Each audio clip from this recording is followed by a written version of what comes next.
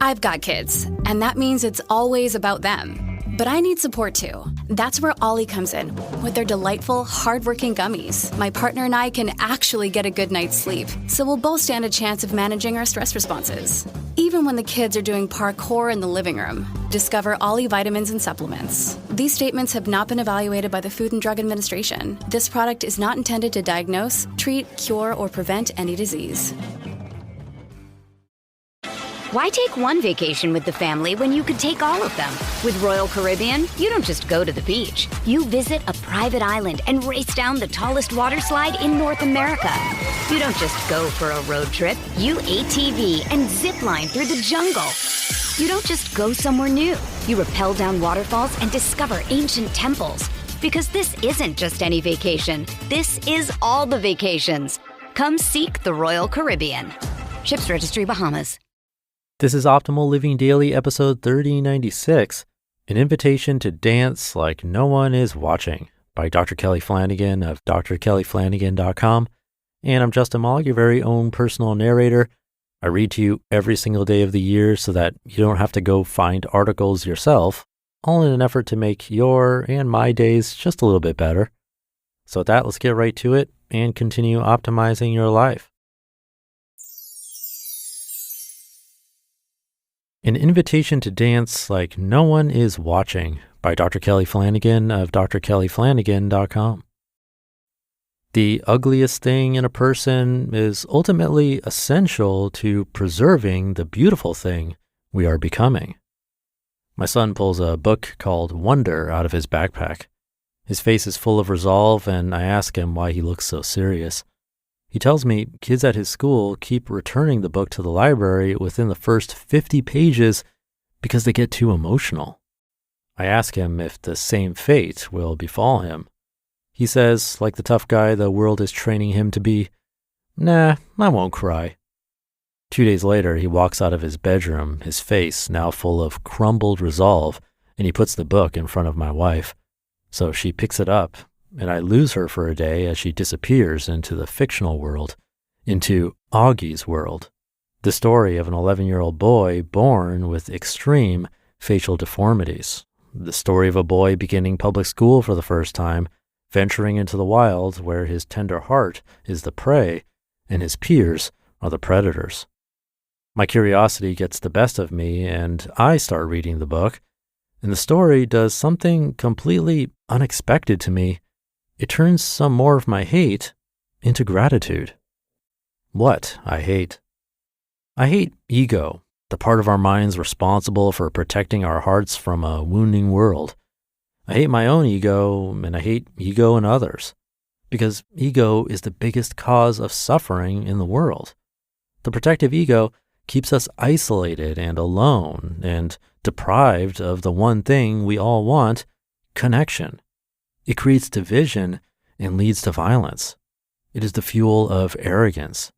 It ruins marriages and families and relationships of every kind. If there's one thing in the world I still want to label as entirely bad and irredeemable, it's the human ego.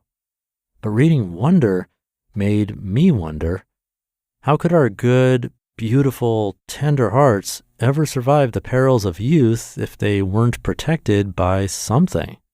Because while few of us are born with extreme deformities, we all encounter a shame that makes us feel deformed, like we'll never be good enough for the world around us. Maybe our egos are the necessary armor, preserving our vulnerable hearts while we venture through the wild. When I quit hating.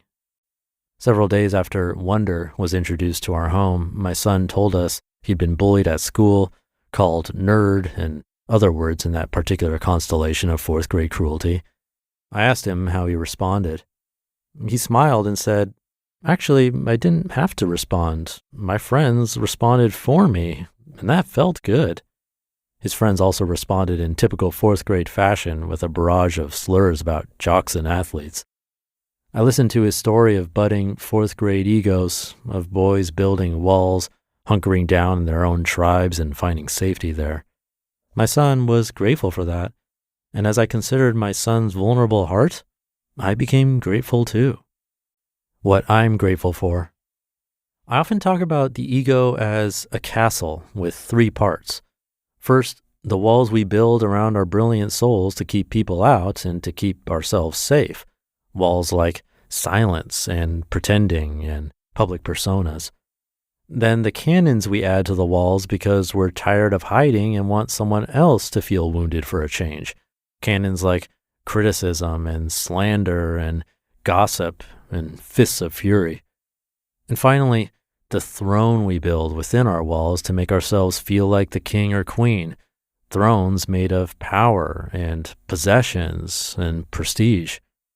But as I sat in gratitude with my son, I realized our egos aren't meant to be a fortress. They're meant to be a chrysalis, a thin membrane protecting us in our process of becoming the beauty we already are. A membrane that can't hold us forever. A membrane that gives way once we have experienced the beauty we are beneath all the shame and protection and pretending. A membrane that bursts open when our urge to get out, spread our wings, and fly free becomes absolutely insuppressible. What I hope for. Now, I'm grateful for the ways my ego has protected me. I'm grateful for childhood nights in bed, riddled with anxiety, calculating what mistakes I'd made and who noticed, building walls. It gave me some sense of control over a world that felt completely out of control.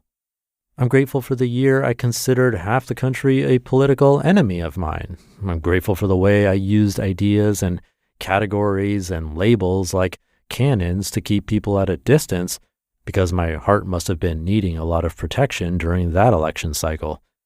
I'm grateful for the way my ego compelled me to learn and achieve so I could put myself on a throne and keep my heart safe well above everyone else.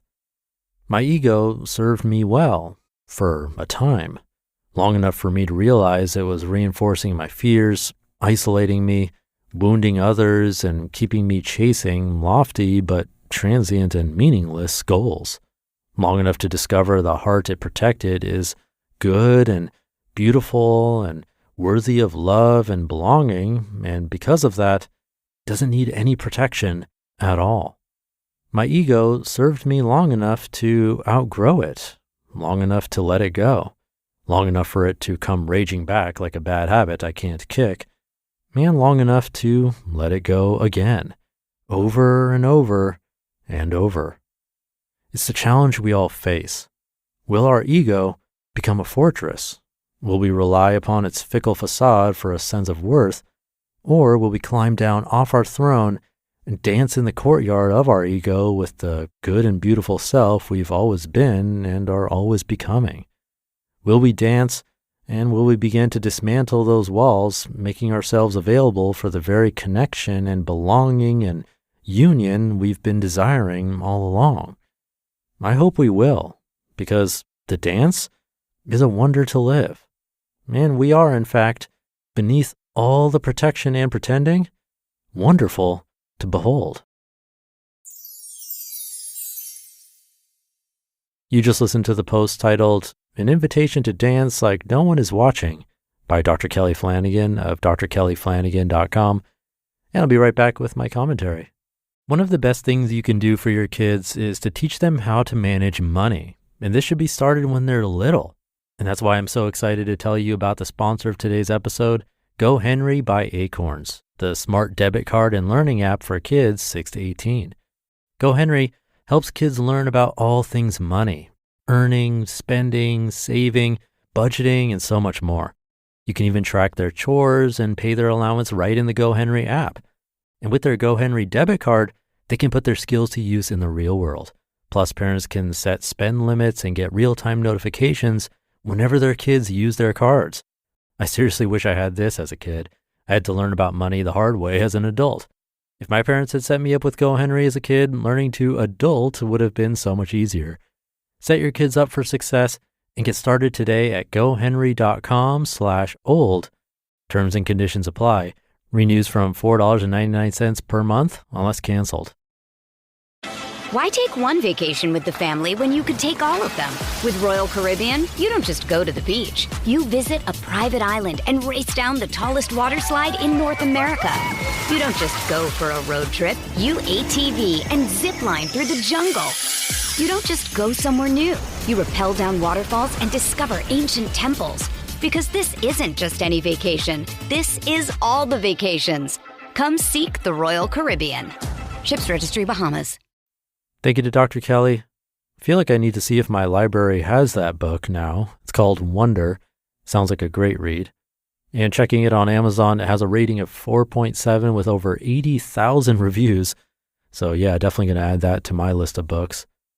I don't know about you, but the idea of the ego protecting us, but also isolating us, or being a fortress versus a membrane, hit home for me. I know I've personally built my own fortress of solitude, a place of being guarded and protected to shield me from harm of others' opinions and critiques. But I think that led to my always wanting to be in control of different areas in my own life, like my emotions. I'm pretty well known as being very level and not emotional, which does have its benefits. In times of chaos or high stress, I can definitely stay cool and grounded. But there's a balance there, and I think I'm pretty off to one side. So it gave me a lot to think about, and curious if it did for you too. You can always let me know what articles hit home with you or what you found moving. The best way to get in touch is to reply to my weekly email newsletter, and you can find that newsletter at oldpodcast.com. It's free.